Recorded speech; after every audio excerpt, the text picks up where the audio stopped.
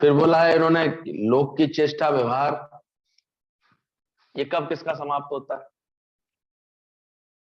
तीसरा बोल रहा है तीसरे में कि सब अनित्य है, तीनों तापों से दूषित है।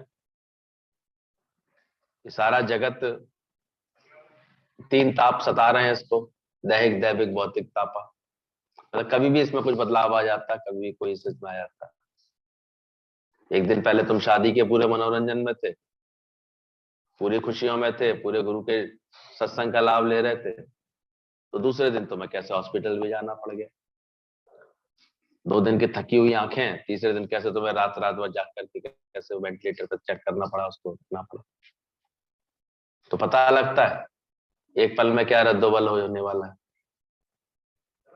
पर चूंकि ज्ञान का अभ्यास गुरु देता रहता है, तो अंदर में एक समझ में आ जाती है कि ये सब मुझे साक्षी भाव से देखना, खेल करके देखना, जग रचना को झूठ करके जानना।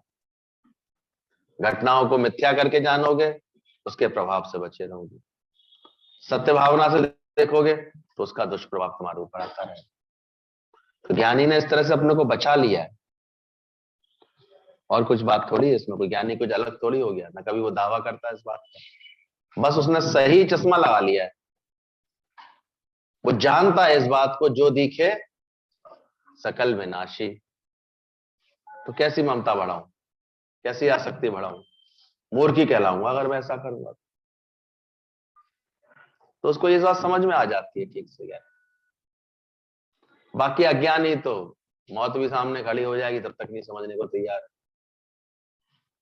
और जो गुरु के बच्चे हैं, गुरु की कृपा होने लगती है तो वो तुरंत समझने लगते हैं कि सच में परिवर्तन ही तो है। आज का सूत्र भी उसी से जुड़ा हुआ है। वह कौन सा काल है, वह कौन सी अवस्था है जिसमें मनुष्य को द्वंद्व यानी दुख सुख आदि ना हो। संसार में कई सारे द्वंद्वी जोड़े अध्यात्म में बताए जाते हैं। सुख दुख, लाभ हानि, मान अपमान, जय विजय, जय पराजय, ये जितने भी विरोधाभासी द्वंद्वी जोड़े होते हैं, ये एक पल भाव कुछ, एक पल भाव कुछ उसमें। तो ये द्वंद्वी जोड़े कभी खत्म नहीं होंगे इस प्रकृति में से, ये इसका स्वरूप ही है। पर इसको मान्यता देने वाला है हमारा मन। मन किसी चीज को सुख मानता है तो सुख कहने लगता है, दुख मानता है तो दुख कहने लगता है। ज्ञानी ने मन को ही मार भगाया है, इसलिए उसके लिए इस द्वंद्वी जोड़ों के साथ रहना बड़ा आसान हो गया है।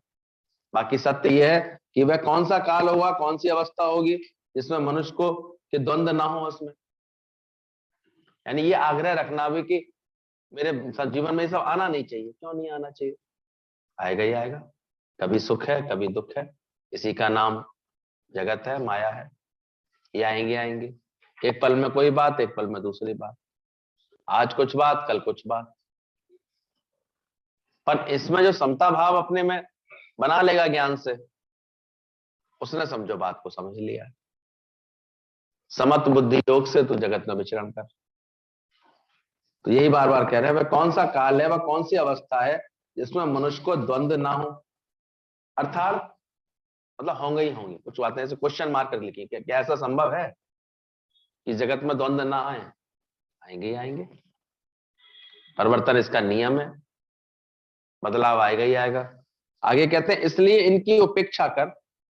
एक शब्द बड़ा अच्छा आता है उपेक्षा का, क्लियर करेंगे इसको भी कि ज्ञानी कैसे इसमें अप्रभावित रहता है। कहते ना फलाने ने देख करके मुझे अनदेखा कर दिया, उपेक्षा कर दी। देख ऐसा तो था कि देखा तो था उसने, लेकिन देख करके भी उसने मुझे नहीं देखा, अनदेखा कर दिया। तो ऐसे ज्ञानी भी इन सब बातों को जान रहा होता है। ये सुख है, ये दुख है, ये मान है, ये अपमान है, ये आना है, ये जाना है, ये मिलन है, ये बिछोड़ा है, सब सारे द्वंद्व जोड़े जानता है वो। लेकिन किस भाव से रहता है?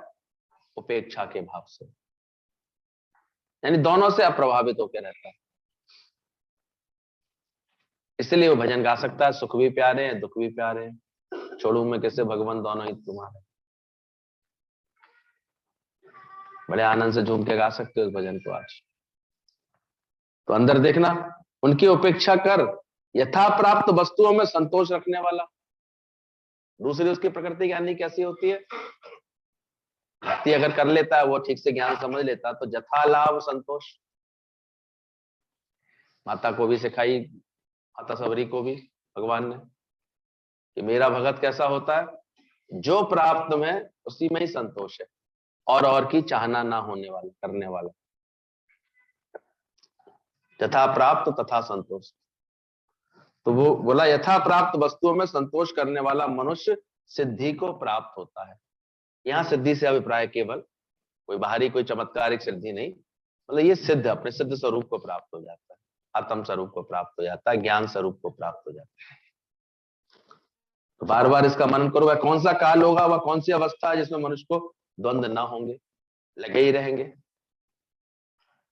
3 अवस्थाएं बोली जाती है, बचपन, जवानी, बुढ़ापा, चौथी तो मृत्यु अवस्था है, मौत। क्या इसमें देखो ये नहीं रहेंगे, द्वंद जोड़े नहीं रहेंगे? बचपन में देखो अभी खेल रहा होता, अभी पैं करके रोने लगता है,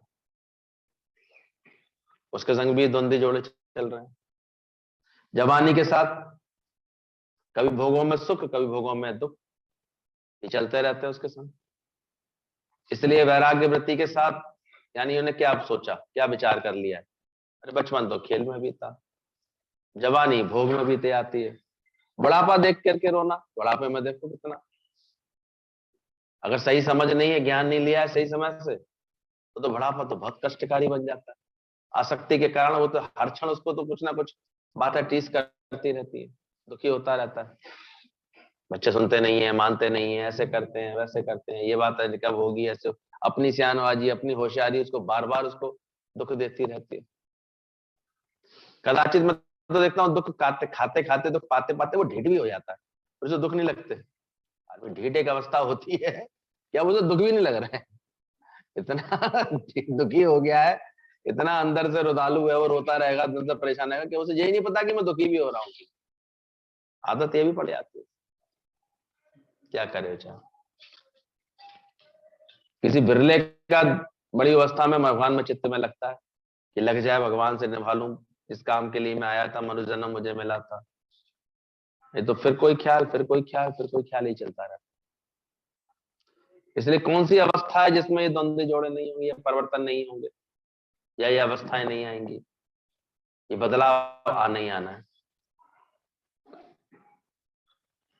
इसलिए जिसको सत्संग से पहले प्रेम हो जाएगा, तो एक प्रेम है आने आने का प्रेम तो होता है, लेकिन ज्ञान के वचनों से प्रेम हुआ।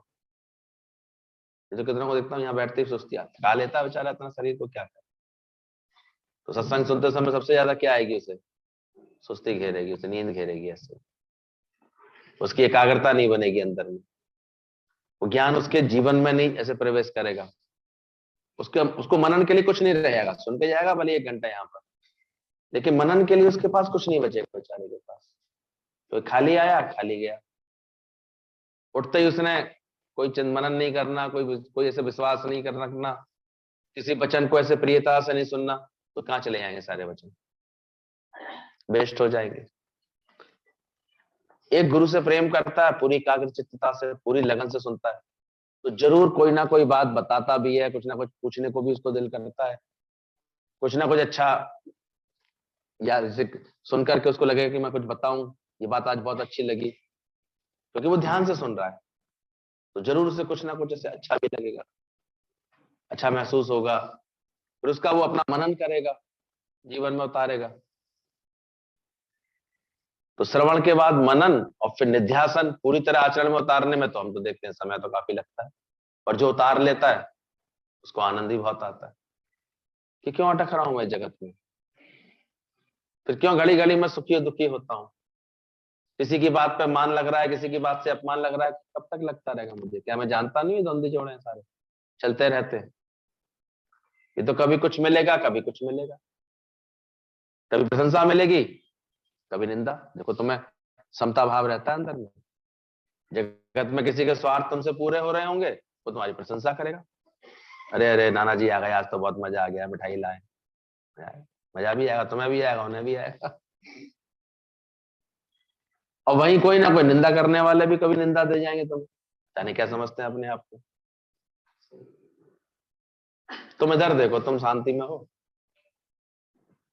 हिटलर ने चतुराई बहुत दिखाई, बड़ा चतुर था, बड़ी बुद्धि थी उसकी, उसने अपने जैसे बना रखे थे, उसने बिल्कुल एक से, बिल्कुल अपनी फोटो कॉपी एक जैसे, ऐसे आदमी तैयार कर रखे थे। वो इतना युद्ध के लिए जैसे वो तत्पर रहता था, युद्ध करने की नीतियां रखता था अपने अंदर, सब पूरी दुनिया पे उसे जीतने का शौक चल रहा गया था। जर्मन का चांसलर था और था भी बड़ा मेधावी, बचपन से ही इतना हिम्मत वाला, शक्तिशाली, इतना कुशल राजनेता भी था, कुशल रणनीतिकार भी था, कुशल सैनिक भी था, सब थी उसमें क्वालिटीज। उसमें जितनी कुशल था तो उसको अंदर में इतनी, अब पूरी दुनिया से पंगा ले लिया उसने, थर्ड विश्व युद्ध पूरा करा दिया। कुछ देश अपनी तरफ कर लिए, कुछ विरोध में हो गए, तो उसे बहुत हमें चलता रहता था। तो उसे ये भी तो पता था कि एक ना एक दिन फौजी से लड़ाई से कब तक है, कहीं ना कहीं शांत भी होंगी, कहीं ना कहीं तो मैं हार भी पाऊंगा, शकस्त भी पाऊंगा। तो मुझे पकड़ा ना जाऊं, उसके लिए उसने हुबहू अपने जैसे बना लिया, और हुआ भी उसके संग यही। जब उसे घेराबंदी करके सब तरफ की, पूरे दुनिया की फौजों ने, बड़े बड़े देशों की फौजों ने उसके ऊपर दबाव बनाया, कसा, उसको हराया और उसको पकड़ा, तो उसके जैसे 10 12 पुतले थे। अब ये नहीं समझ में आया इसमें ओरिजिनल कौन सा है। बड़े दुविधा में भाई, इसमें ओरिजिनल, कहीं ओरिजिनल बंदा बच गया तो फिर वो तो उत्पाद ही, तो वैसे उत्पाद मचा देगा। एक उत्पाद तो यही मचा दिया, बिल्कुल अपने जैसे खड़े कर दिए कि अब करें तो करें क्या। अब उसको सबको एक साथ पेश किया गया, विरोधी सेना का जनरल था, उसने कहा कैसे मैं इसको जो है असली वाले को कैसे पकड़ा जाए। तो कहते हैं इसके लिए एक बुद्धिमान ने कहा, बोले ये काम मैं अभी करता हूँ आपका सॉल्व। बोले कैसे? बोले देखिए। वो उनके चारों तरफ घूमने लगा और बड़ी तारीफ करने लगा, वाह भाई वाह, गजमल कमाल का दिमाग है इस बंदे में, तो हिटलर जैसा बुद्धिमान तो कोई हो ही नहीं सकता। बिल्कुल हूबहू अपने जैसे बना रहा है, बिल्कुल एक से नाक नक्श, एक से कपड़े, एक सी चाल ढाल, एक सा बोलचाल, एक सी सब बातें, कोई अंतर रखा ही नहीं है इसमें, सब बिल्कुल एक सा बना रहा है। खूब तारीफ करता रहा 2 3 4 मिनट तक, देखता रहा चुपचाप, सबके चेहरे पे बढ़िया से, सबको बड़ा अच्छा लग रहा है, सुन करके, ये बात सुन करके सबको अच्छा लग रहा है, लेकिन एक चेहरे पर कुछ अधिक प्रसन्नता थी, उसने सही तरह से रीड कर लिया। लेकिन अचानक ही एकदम से बोलते बोलते एकदम बोलता, लेकिन एक कमी रह गई, सोई वो निकल, कौन सी? उसे ही पकड़ करके अंदर किया, बोले जे कमी रह गई कि चित्त तो पूरी तरह समता में नहीं लाया। किसी ब्रह्म ज्ञानी से ट्रेनिंग ले लेता तो कर लेता, अभी तो प्रशंसा मिली तो मुस्कुरा भी दिया था, और अब निंदा सुनते ही एकदम से निकल आई औकात, चलो अंदर भाई। तो द्वंद्वी जोड़ों में हम समता में रह पाए, ऐसा अभ्यास कर ले ठीक से, जितना भी कुशलता से कर ले अभ्यास, उतना ही तुम बच पाओगे जगत से। उतना ही बोला, मनुष्य सिद्धि को प्राप्त हो जाता है। साथ साथ ये लक्षण और बोल दिया कि फिर यथा प्राप्त में संतोष, नहीं तो संतोष ही नहीं है तो क्या फायदा जीवन का। आदमी तिलस में ऐसे कर रहा है, परेशान हो रहा है, और चाहना में ऐसे उलझ रहा है सारे समय, वो तो एक दुखी बन जाता है। चाहना वाला तो हर समय एक दुखी सा है, परेशान ही होता रहता है अंदर। तो ज्ञान के बाद देखना हमारे अंदर सही कॉम्बिनेशन है, हर बात का सही समझ है। गुरु जी कहते हैं निर्भयता के साथ नम्रता है कि नहीं है। एक तो नम्रता तो नॉर्मली सभी में, बहुतों में आती है भाई, बड़े ऐसा स्वभाव है, विनम्र रहने का स्वभाव है, नम्र रहने का स्वभाव है, नम्रता होना कोई बड़ी बात नहीं। पर नम्रता के साथ निर्भयता भी पूरी हो हर चित्त में, फिर हमको भय ना सताए किसी बात का, भय भी इतना रहे, तब ज्ञान। कितने दिनों में तो ये नशा उतारने में हमको लग जाता है लोगों का, कि वो समझते सत्संग माने, गुरुजी माने कोई कृपा। अरे तुम्हारी यहाँ काय की कृपा करूंगा, क्या कृपा करेगा गुरु? गुरु की कृपा ही यही है कि तुम ज्ञान समझ लो, और क्या कृपा करेगा गुरु? जैसे मंदिर में गए, हनुमान जी मुंह फुलाए गए, मां नमस्ते करे, काली मैया के पास गए, मां नमस्ते कराया, शंकर जी के पास गए, समझना ही नहीं चाहते वो क्या समझाना चाहते, वो अपने आचरण से सिखा रहे हैं कि देख भाई तू भी राम जैसी भक्ति कर ले, मैंने की राम की भक्ति, तू भी कर ले मेरे जैसे, तब तेरा कोई लाभ होगा, तू भी बुद्धिमानी से कार्य कर, तब तेरे अंदर भी शायद हनुमान जैसी समझ आ जाएगी। शंकर जी ये बार बार सिखा रहे हैं, पर ना सीखना तो कुछ है नहीं इन लोगों से, बस देवता बना करके पूज देना, भगवान बना करके जय जयकारे लगा लेने, भेंटें कर लेनी इनकी बार बार, ऐसे इनके फेरे लगा लेने, ये कर लेने। बहुत गुरु जी इस बात से कहते थे, बोले देखो क्या समझा, असल में गुडनेस इज गॉड, अपने अंदर में बदलाव को भगवान कहते हैं, वो तुम्हारा आना जरूरी है, वो बदलो अपने आप को। अरे दुनिया ना बदले, बदल जाए हम, तब तुझे मिलेगा परम आनंद। इसलिए खाली आया खाली चला जाता, धोखे में ही रहता रहता। अब कोई ये गुरु की बात समझ लेता है, तब समझता है, मतलब भगवान के पास बैठने का मतलब वैसे गुण तुम्हारे भीतर आ जाए, गुरु के निकट बैठते बैठते गुरु के जो गुण है वो तुम्हारे भीतर आ जाए, तो लाभ है कि तुम भी सुख में दुख में, लाभ में हानि में, मान में अपमान में, जय में पराजय में, सारे द्वंद्वी जोड़ों में किसमें रहो, समता में रहो, सत्य के साथ रहो। ऐसी समझ लेके चलो तो नम्रता भी होए तुम्हारे आचरण में, पर साथ साथ निर्भयता भी। निर्भय भी तो बने चित्त तुम्हारा, ऐसे अभी डर रहा है सारे समय, भयभीत रह रहा है, किसी से घबरा रहा है, कोई कुछ कहना दे इससे घबरा रहा है, कोई कुछ बोलना दे इससे घबरा रहा है, सारे समय ऐसे भय के साथ जी रहा है। कितने लोगों ने देखो, इतना कोरोना इतना घातक था नहीं, बीमारी इतनी घातक होती नहीं है जितनी हम सोच सोच के बना लेते हैं। आखिर डॉक्टर भी थके आता, भाई तुम्हें कुछ नहीं है, हम करें क्या, पर क्या करें, ये हेड ऑफिस ही खराब है पूरा। इसकी कंप्यूटर में हम देखते हैं, वो हर एक बार आ जाती है ना वायरस, फिर देखो वो हर चीज को ऐसे उसमें कमियां निकालता है, गलती निकालता है। कैलकुलेटर एक बार मिसिंग आ जाए उसमें कोई एक की, तो फिर देखो कोई भी कैलकुलेशन करेंगे आप तो उसमें कहोगे तो सही नहीं हुई, और तुमको शायद लग रही होगी सही है, लेकिन हकीकत में उसमें गलती हो रही है। बाद में किसी सही कंप्यूटर से करोगे तो समझ में आएगा, अरे तो इसमें कुछ गलती है, दबा रह जाता है, या फिर ये जो इसमें दबाया तो ये अंदर गया ही नहीं, इसका एंटर ही नहीं किया। तो ऐसे ही भगवान ने बनाया हुआ है। इसमें अगर ये फीड हो गई कि मैं बीमार, बीमारी क्या है, यही बीमारी है, मानसिक, मान लिया सिक अपने आप को। अब ये तुम्हें बहुत दिनों तक नहीं ठीक होने देगा, उपाय कर करके थक जाओगे, क्योंकि बीमारी का संबंध जुड़ गया अब तुम्हारे मन से। तन तक रहता तब तक तो चलो गनीमत थी, डॉक्टर दवाइयों से इसको ठीक कर लेते, कोई बात होती। जहां बन गया मानसिक, और मन सारे समय एक ही फीडिंग दे रहा, मुझे बीमारी है, मुझे। जब तक देह से अपने को अलग नहीं कर लेगा ना, उसकी ये बीमारी मानसिक बनने में देर नहीं लगती, बन जाती है। देह मान रहा है, देखेगा कोई परिवर्तन, देखेगा कोई हाल बीमारी, उसका असर किस पे आ जाएगा, उसके मन पे आ जाएगा। मन यही सारे समय, और जितना ज्यादा हम देखते हैं जो व्यक्ति ऐसे रिपीटेशन में रहता है, बातों में रहता है, बोलता रहता है, उतना अधिक वो बेचारा बार बार उसको यही महसूस होता रहता है कि देखो ये बीमारी, देखो मैं बीमार हूं, मैं बीमार हूं। अब ये ख्याल उसको ठीक ही नहीं होने देगा, ख्यालों की रंगसारी, as you think so you become, जैसे सोचते हो वैसे ही तुमको होने लगता है।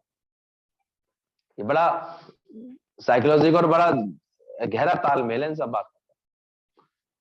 इसलिए गुरु कहता है मेरे पास तो आओ, यहां बैठ के पहले रोज ही अभ्यास तो करो, ये समझो तो सही, या कहीं भी बैठ करके इतना प्रेम और श्रद्धा रखो गुरु से, तो सारे समय अपने को एक ही पाठ पढ़ाओ, मैं ये देह नहीं हूं, मैं स्वस्थ हूं, मैं आनंद स्वरूप हूं, मैं शुद्ध चैतन्य आत्मा हूं, मैं आत्म स्वरूप हूं।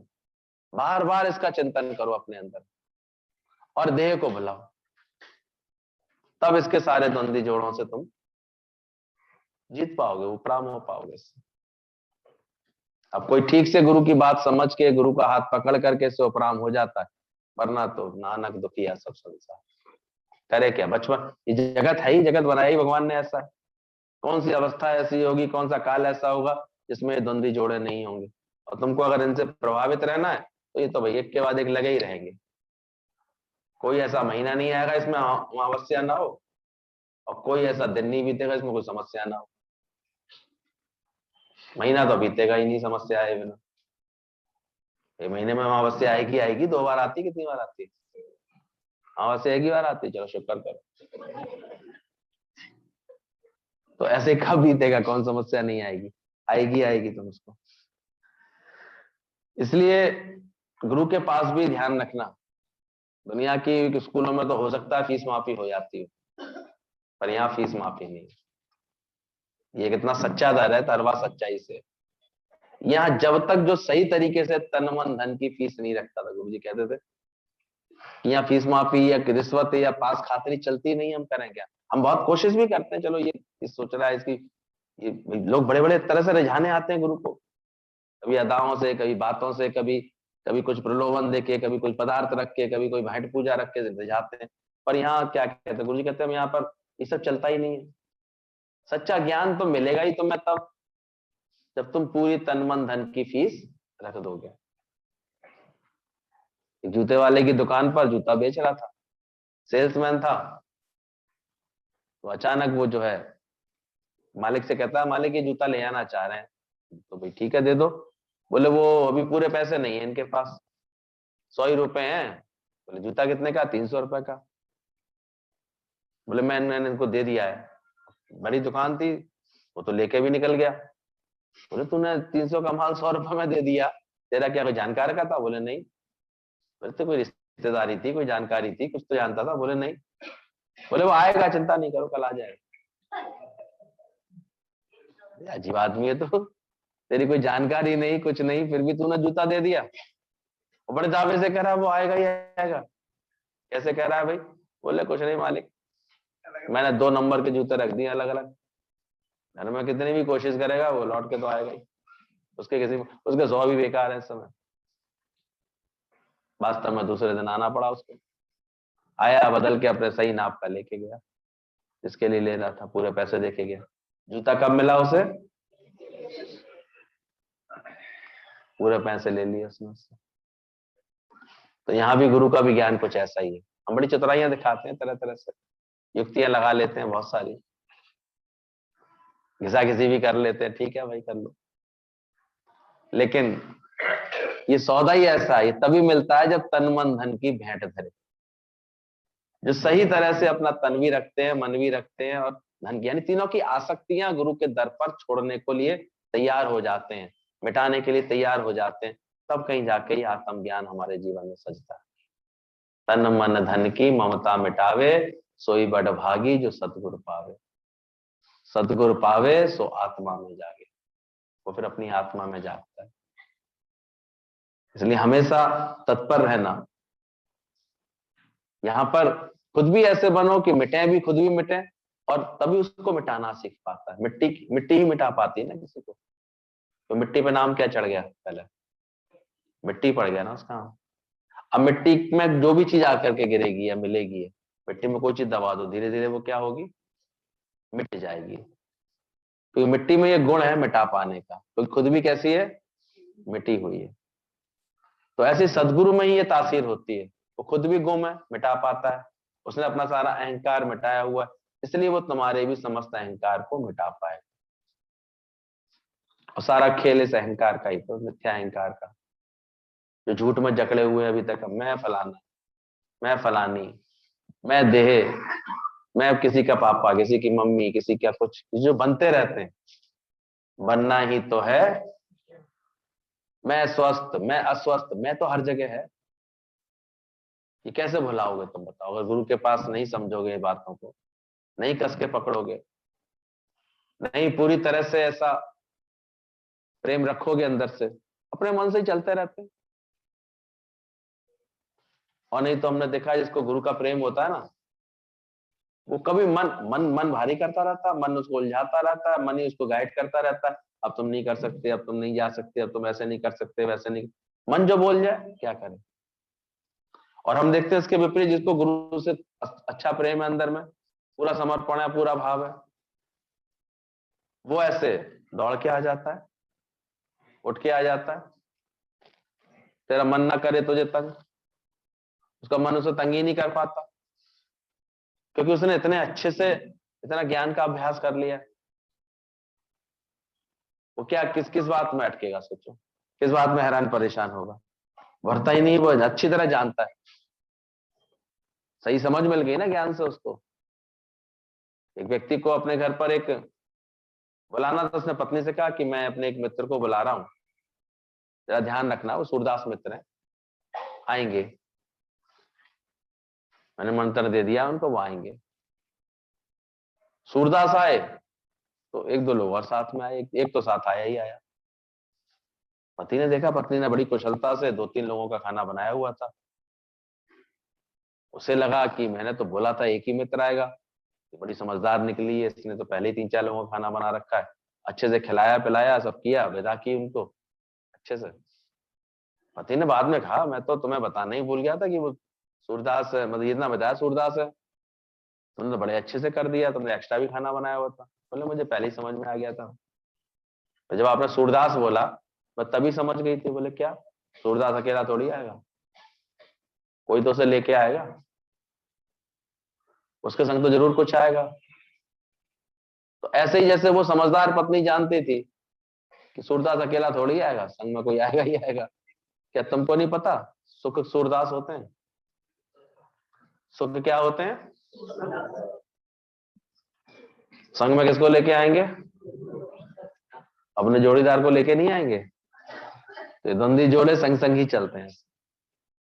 ये अपने संग लेकर के ही आएगा, खाली आ ही नहीं सकता। इसलिए जिसने सियाना बन गया, जो समझ ले ली है, तो सुख भी प्यारे हैं, दुख भी मुझे प्यारे हैं। दोनों का स्वागत करने के लिए तत्पर रहता है। लाभ का भी स्वागत करने को तत्पर रहता है, हानि का भी स्वागत करने को तत्पर रहता है, हर बात के लिए। इसलिए उसका मन बिगड़ता नहीं है ज्ञानी, क्योंकि इसको विवेक जागृत है। और मनुष्य क्यों बेवकूफी ऐसे दिखाई देता है हमेशा? क्योंकि बस सुख ही मांगता रहता है। ये भूल जाता है सुख मांगा तो दुख आगे आवत, सुख के संग दुख तो आएगा ही आएगा। सूरदास है तो उसके संग कोई ना कोई आएगा कि नहीं आएगा? उसको क्यों नहीं स्वीकार कर रहे?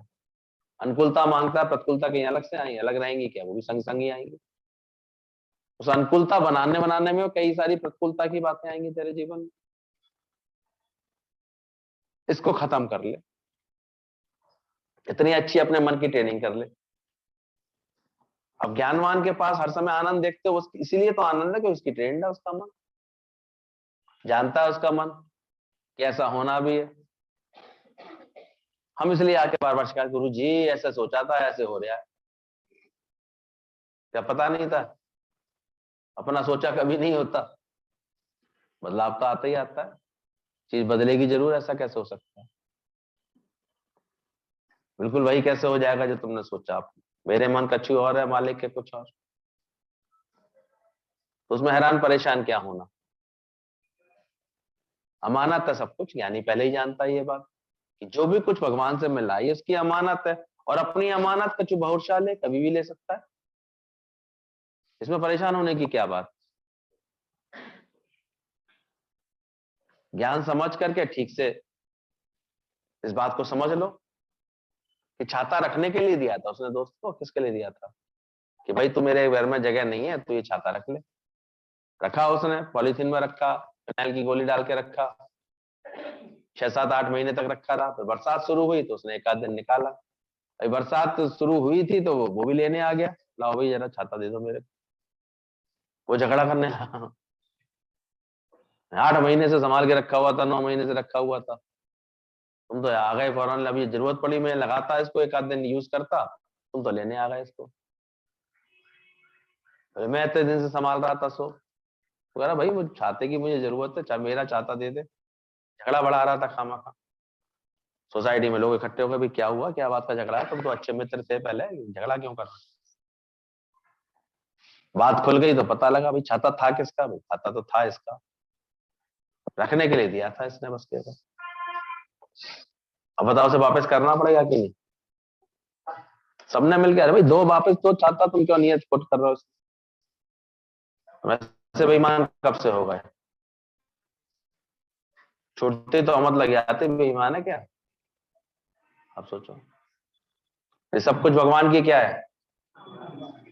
अगर वापस लेने जब भी मांगना चाहेगा, जब भी लेना चाहेगा, तन मन धन से कुछ भी, तुम उसे रो रो के दे रहे हो तो तुमसे बड़े बेईमान है कोई? क्या कहे जाओ तुम? भगवान से दोस्ती तुम्हारी करने लायक हो तुम? आगे दोस्ती रहेगी ऐसी हरकत करने के बाद? आगे से वो दोस्त दोस्त रहेंगे? एक बार देख लिया तो मन ही बदल गया तो कैसे रहेगी? सोचो यार, तुम भी जरा ईमानदारी से जी करके दिखाओ। जब जो भगवान अपनी अमानत जैसे वापस मांगे खुशी से दे सको विथ थैंक्स, तब तो तुम्हारा समझ में आया कि हाँ तुमने सही दोस्ती निभाई है परमात्मा से। अपनी अमानत कछु बहुशाल ले तो अज्ञानी मन रोष करे। अब पूछ लो अपने मन से अभी तक कैसा है, ज्ञानी हुआ है कि अभी तक अज्ञानी है? थोड़ा तो रोके दिखाई दूंगी, इतनी आसक्ति पाली इतने दिनों तक, इतने दिन तक संभाला, नेक तो झेझा कर ही लूं भगवान से, ऐसे कैसे ले लिया, अभी कैसे ले लिया, अभी कोई उम्र थी, अभी कोई बात थी, ऐसे कैसे रो लेते, जीख लेते, 15 दिन बाद फिर तो ठीक हो जाते हैं, फिर हमारे यहाँ आके बैठे आते हैं मुंह लटका के। पहले ही दिन ही बोलो ना बहुत अच्छा भगवान अमानत तेरी तेरे को दे दी, यानी पहले ही दिन शांत होता है, वो अंदर से समझदारी से चलता है। और नहीं तो जो जगत को सत्य समझते रहते हैं वो बहुत दिनों तक आते हुए भी सत्संग में इन सब बातों को समझ ही नहीं पाते।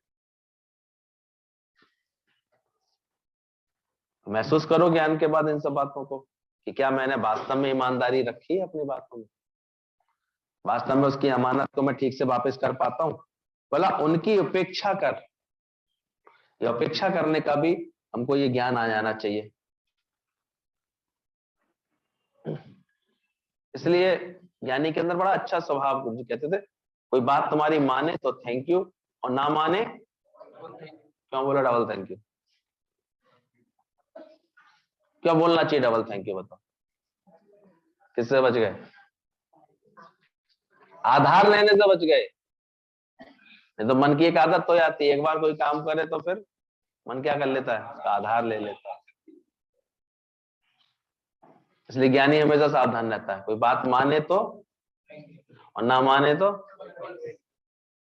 डबल थैंक यू करने की स्वभाव बना लेता है। ऐसी ज्ञान की समझ दी दादा भगवान ने, कितना खोज कर करके देखो ये ज्ञान दिया दादा, कितनी सुंदर खोज है बनाई है। ये भी तुम नहीं कह सकते कि फलानी बात हमेशा होगी होगी, वो हमेशा ऐसे ही करेगा करेगा। और सदाना संग सहेलियां सदाना काले केस, सब बदलने वाला है, सब छूटने वाला है, एक ना एक दिन बदलाव आ ही आएगा। तो माने तो थैंक यू, ना माने तो डबल थैंक यू, ऐसा अपना ज्ञान प्राप्त करो कि छूट गए, आधार लेने से छूट गए। बेकार आधार पकड़ते अच्छा हुआ, वरना बनवारी से लूट लेती दुनिया। अच्छा किया जो तुमने जगा दिया, सच दे दिया गुरु, हम संभाल दे दी। तो ज्ञानी इस तरह से हर बात में शांत रह लेता है, आनंद में रह लेता है, वो आराम से उसकी उपेक्षा कर पाता है। जो भी बात है, जो पदार्थ है, जो कुछ मिला है, जो संबंध मिले हैं, जो नाते मिले हैं, उनमें रहता जरूर है, सकल के मध्य और सकल ते उदास, उदासीन होकर, न्यूट्रल होकर के, लिप्त नहीं होता उसमें बिल्कुल। तो कहते लिपायमान तुम हो रहे हो, यही तुम्हारा दोष बन जाता है। भले देखो खेलो का उसमें रहो ऐसे, लेकिन दिल नहीं अटका उसमें, दिल नहीं अटका होना चाहिए। ज्ञान साथ में याद रहना चाहिए कि सब जो दिखे सकल विनाशी, ये जाने जाने वाला। अब इंडियंस की आदत क्या थी, पहले किसमें खाते थे? पत्तलों में खाना खाते थे। तो हमारे यहाँ पहले बर्तन वर्तन ज्यादा धोने का झंझट नहीं होता, पत्तल में खाया, पत्तल क्या करते सीधे, इसलिए। अब अंग्रेज ने प्लेट रखी, तब उनके यहाँ इतनी पत्तल ने प्लेटें बना ली, अब प्लेटें ना साफ करनी है रोज, इसलिए वो जो है थोड़ा ही लेंगे, बिगड़े नहीं, उतना ही खाते हैं, तो बड़ा उसको वेरी गुड करके खाते रहते हैं। हमें नहीं पसंद आया तो क्या करते हैं, फेंक देते, पत्तल के संग फेंक जाती, खत्म। हालांकि संस्कार देते हैं कि पत्तल, लेकिन ये भी समझना कि त्याग भावना से रहोगे तो छोड़ने में बिल्कुल भी दिक्कत नहीं होगी, और वरना तो फिर आसक्ति रखोगे, सारे समय पकड़ते रहोगे, पकड़ाते रहोगे। तो ज्ञान से सुंदर समझ धारण करो कि कभी भी किसी से भी गुरु के आगे पूरी तन मन धन की फीस रखनी पड़ेगी। बिना रखे कोई सच की समझ को लेके नहीं जा सकता। दूसरे दिन से लौट के ही आना पड़ा, पूरे 300 रुपए देकर के तन मन धन 300 रुपए पूरे देने के बाद ही वो ले जा पाया सही जूता, तो नहीं ले जा पाए। तो आत्म ज्ञान भी कुछ ऐसा ही है, तुम्हारी बातों से तुम्हें नहीं मिल जाएगा, चतुराइयों से नहीं मिल पाएगा, कि जब तक इसकी तुम अपने अंदर से इसकी आसक्ति पूरी नहीं मिटा लोगे तब तक ये तुम्हारे जीवन में सजेगा नहीं। तो तन मन धन की ममता मिटावे सोई बड़ भागी जो सतगुरु पावे। वो इसकी ममता मिटा करके ही, अब कब तक बना के रखना चाहते हो इसकी ममता? बताओ अपने आप से, पूछो अपने आप से।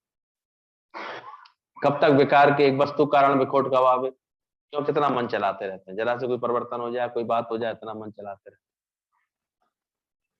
सारे समय किसी ना किसी का चिंतन लेकर के बैठे रहते। कर क्या सकोगे तुम? तेरे हाथ में क्या, तू जान जरा। क्या कर सकते हैं? कि सभी के शरीर जो है हमें बदलाव आने आने वाला होता है, छूटने वाला होता ही है, जाएगा ही जाएगा। इसलिए ज्ञान के बाद अंदर समझना।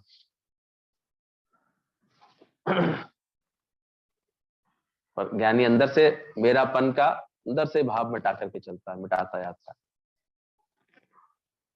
गुम करता जाता है और अंदर ही अंदर अपने को पक्का करता है।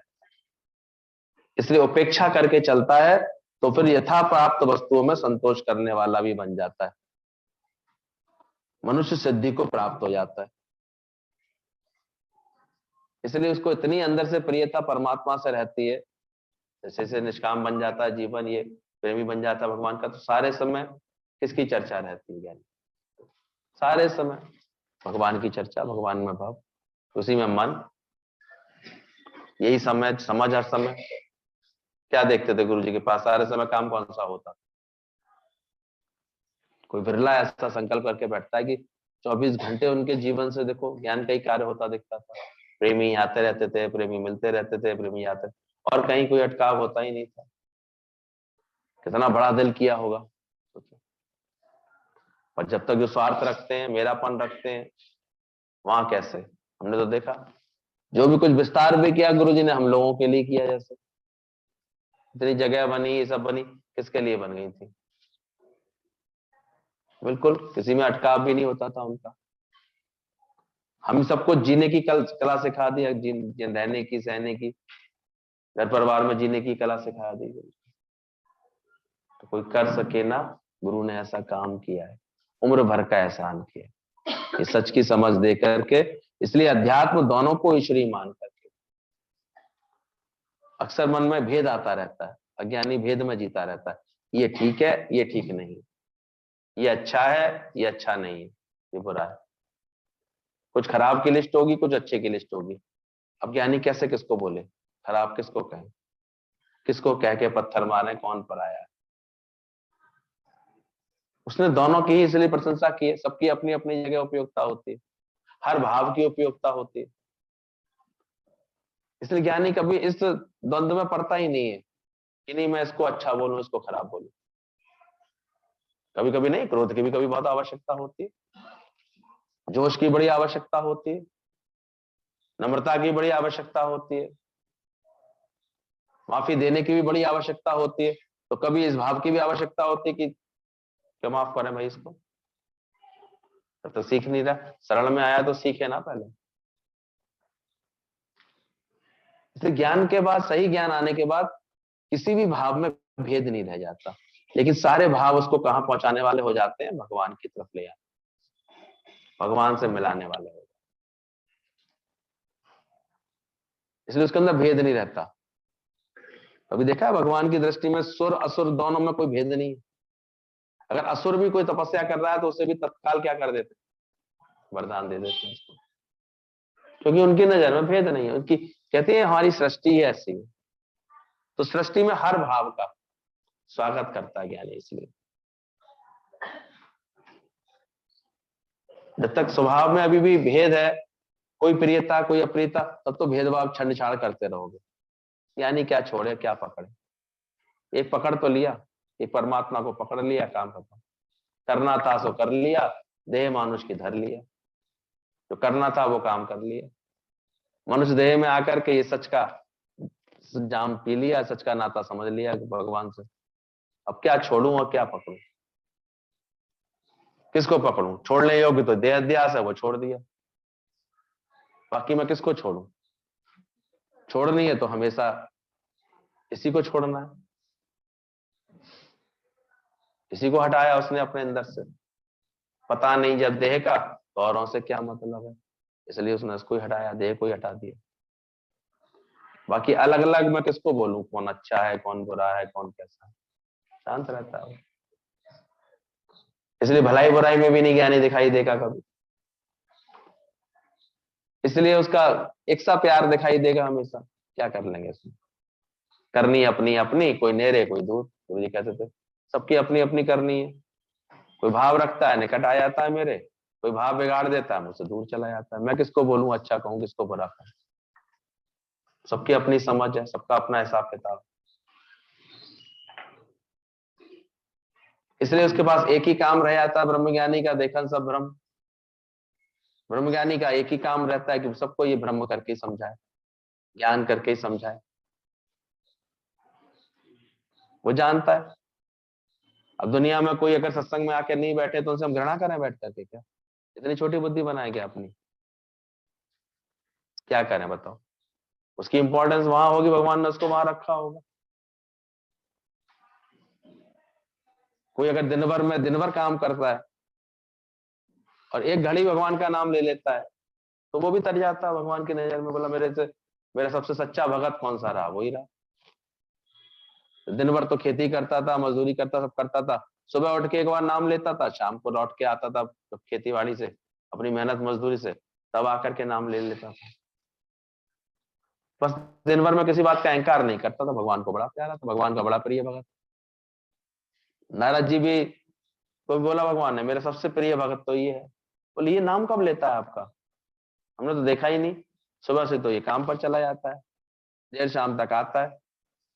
बोले सुबह जाते समय बस मुझको नमस्कार करके जाता है आपको, शाम को लौट के आकर के जब भोजन करने बैठता है तो आपका धन्यवाद देता है, नमस्कार करता है। बोले बस, बाकी सृष्टि में उसकी जो सेवा मुझे ने दी है वो कर रहा हो, बस अभिमान ना करे, भगवान को यही प्यार है। मान ना करे, अभिमान ना करे। ममता करेगा तो दुख पाएगा, उसमें क्या मैंने दुख सुख बनाए थोड़ी, तेरी ममता तेरे को दुख दिलाती है, तेरी आसक्ति तेरे को दुख दिलाती है, तुम्हारा अज्ञान तुमको दुख दिलाता है। अब भगवान ने थोड़ी दुख सुख बनाया, भगवान छांट छांट के थोड़ी देगा। तो बढ़ाए रखो अपनी ममता, तो बनाए रखो अपनी आसक्ति, तुम्हें कष्ट पाते रहोगे उसमें बदले में। और जो मिटा लोगे अपनी सारी तो कैसे रहोगे, सुखी रहोगे। ज्ञानी के मन सदा आनंद। अब भगवान ने इसमें क्या किया, उसकी तो त्रिगुणमयी माया ये अपने आप ही अपने कर्मों में बरतती रहती, गुणी गुण में बरतती रहती, क्या कर लेगा इसमें। इसलिए ना तो किसी बात की प्रियता है ज्ञानी को, ना अप्रियता है, ना इसलिए बाहर से कोई उसे बहुत धार्मिक दिखाने का, धार्मिक बना, इसका भी कोई आडंबर रचने का भी कोई आवश्यकता है। वो सहज रहता है, सरल रहता है, जहां भगवान रखे बस नित्य अपने ज्ञान के श्रवण मनन अभ्यास में लगा रहता, कोई अपेक्षा नहीं होती। वो अच्छी तरह जानता है यहीं पर जनरेशन है, यही ऑपरेशन है, यहीं पर मृत्यु है। मृत्यु के देवता भी अच्छा सा तांडव नहीं करेंगे तो कैसे सृष्टि आगे बढ़ेगी। नहीं अगर ये परिवर्तन होगा, बदलाव आएगा तो कैसे सृष्टि आगे बढ़ेगी।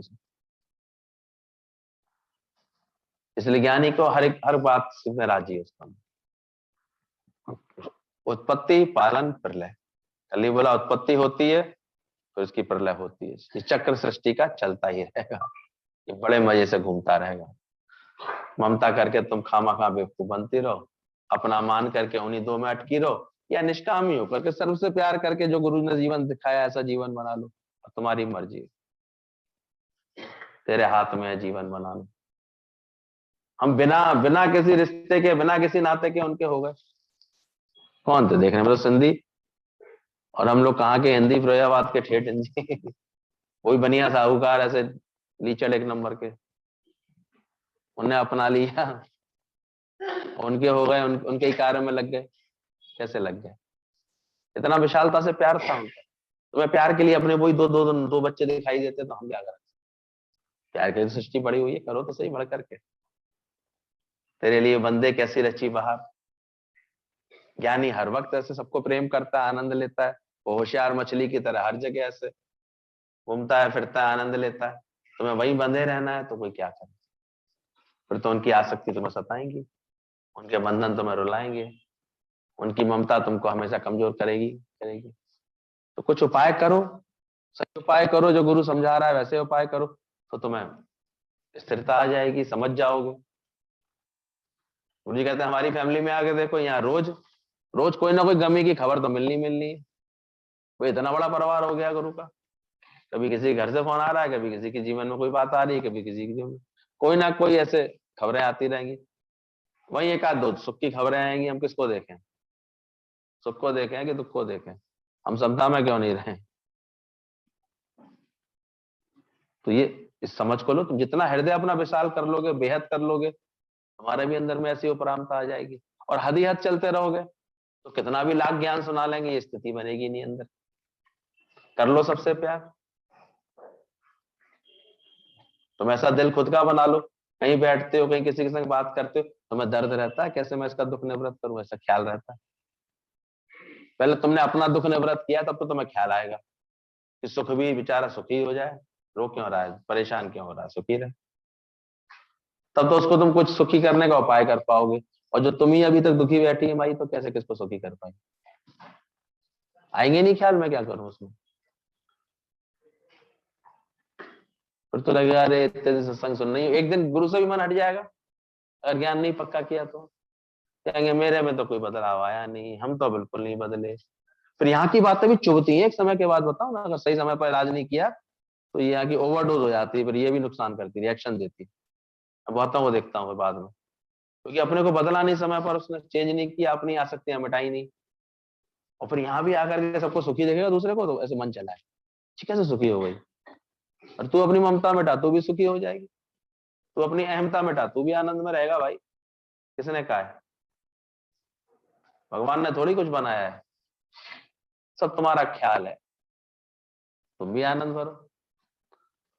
तो इसलिए जब जब इसलिए गुरु के दर पर है ही बात ऐसी, सब एक रंग में रंगे दिखते हैं तो अच्छे लगते हैं।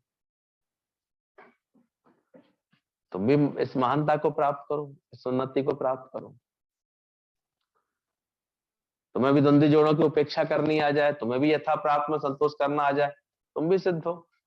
तो कोई गुरु ये थोड़ी कहता है गुरु, पर तुम इधर की गारंटी अपनी खुद की लो। हमारे ऊपर से तुमने दिखा भी दिया हमको बहुत ऐसे करके, उससे भी कोई फायदा नहीं होने वाला। कोई सर्टिफिकेट तो यार वैसे मिलेगा नहीं, तुम्हारा अंदर वाला जानता है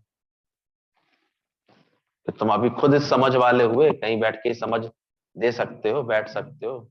इतनी तुम्हारी गुरु से मित्रता है, भाव है, इतना गुरु लगन है ऐसे गुरु से। तुमने वास्तव में तन मन धन ये तीनों की फीस रखी है। मुझे बता रहे हैं फीस माफी है ही नहीं यहाँ पर, या कोई पास खातरी है ही नहीं, कोई रिश्वतखोरी चलेगी नहीं, या कोई भेद बुद्धि से काम होता ही नहीं कि नहीं नहीं चल कोई बात नहीं, तुम बिना फीस दिए चलो तुम्हारा एडमिशन कर लेते हैं। काम नहीं बनेगा जब तक तुम्हारी खुद की तन मन धन की ममता नहीं मिटेगी। क्या ख्याल है? कुछ पकड़ में आ रही है बात?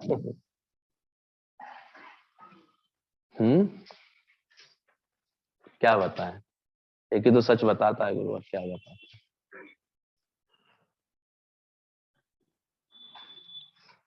तुम भी अंदर से जानो, करन करावन आपे आप, सब भगवान के हाथ में चलता है।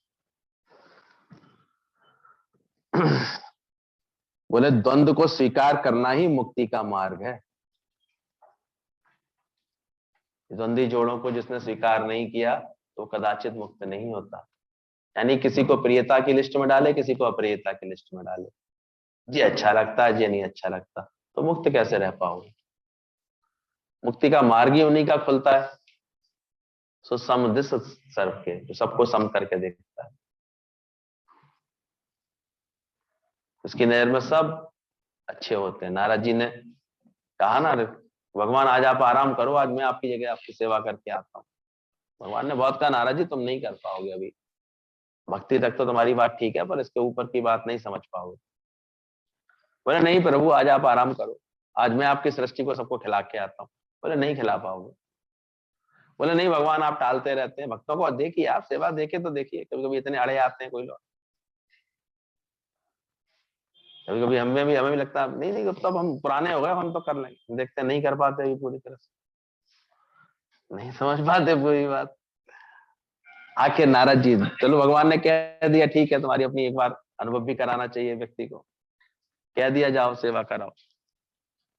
सबको नारद जी सबको ख्याल करके खिला पिला के आ गए। भगवान बोले मुझे खाया नहीं जा रहा है। बोले प्रभु अब आप भोग लगा लीजिए, सबको मैं खिलाया आपकी, क्योंकि आपका नियम है सारी सृष्टि को खिला देते हो, तब आप भोग लगाते, अब आप खा लीजिए, मैंने ये काम कर दिया। बोले मेरे मुंह में जा नहीं रहा, कोई तो रह गया है बंदा, कोई तो ऐसा है जिसको तुमने भोजन नहीं पहुंचाया आज का। बोले नहीं प्रभु सबको पहुंचाया। बोले ध्यान करो किसी को। बोले आप उसकी तो नहीं कह रहे, वो इतना गंदा काम कर रहा था, ऐसे भोग भोग रहा था, तो मेरे को तो उसको मन ही नहीं किया देने का। बोले मैं कह रहा था नाना जी तुम नहीं कर पाओगे ये काम, मैं उसको भी पहुंचाता हूँ, पापी को, दुराचारी को, सबको मैं पहुंचाता हूँ, नहीं पहुंचाता। तभी तो भगवान ने बोला पापी से पापी, दुराचारी से दुराचारी, चोर में, चंडाल में, सुअर में, ब्राह्मण में जो एक आत्मा को देखता है वो ही मुझे प्रिय होता है। नहीं तो ये जो मेरी श्रेष्ठ बुद्धि में अच्छा, ये भेद तो हमेशा ही आदमी को पूरा तत्व का ज्ञान होने कहाँ देता है। इसलिए था ब्राह्मण होना अच्छा था, लेकिन ब्राह्मण के संग जो अहंकार आ गया वहीं से गिरावट शुरू हो। क्योंकि ब्रह्म तत्व को जानने वाला तो गीता के इस वचन को पहले मानता है कि सुअर में, चांडाल में, इसमें किसने बोला, चांडाल में, सुअर में, ब्राह्मण, उसमें शूद्र में और ब्राह्मण में, इन चारों में जो एक आत्मा देख लेता है, यानी एक तत्व से सब जग उपजा, एक नूर से सब जग उपजा, ऐसा जान लेता है, वही सच्चा ब्राह्मण है, सच्चा पंडित है। दुनिया में धनवानों ने अपनी बना ली अपनी बरादरी, गरीबों ने अपनी बना ली, सबने भेद डाल दिए। धीरे धीरे देखो पैसा आ जाए तो देखो फिर गरीब के संग एडजस्ट नहीं हो पाता बेचारा, 4 पैसे में ज्यादा आ जाए, अरे इनसे कैसे संबंध रखूं, ऐसे कैसे करूं, इनके संग कैसे उठूंगा बैठूंगा, भेद आने लगते हैं अंदर से। जात का अभिमान आ जाए तो देखो सबसे मिक्स नहीं हो पाएगा। ज्ञानी बनेगा या अहंकार आ जाए गलती से तो आ ही जाता है, वो भी सबको आता है, बिना रहता थोड़ी। फिर देखो उसकी हरकतें कैसी अजीब अजीब सी होती है, कैसे करे। एक तत्वत निराभिमान, इसको तत्व ज्ञान होता है, तत्व ज्ञान का श्रवण करता है, नियम से मनन करता है, अपने को तत्व ज्ञानी बनाता है, वो ही ऐसा प्यार सबको करता है। तो क्या इरादा है?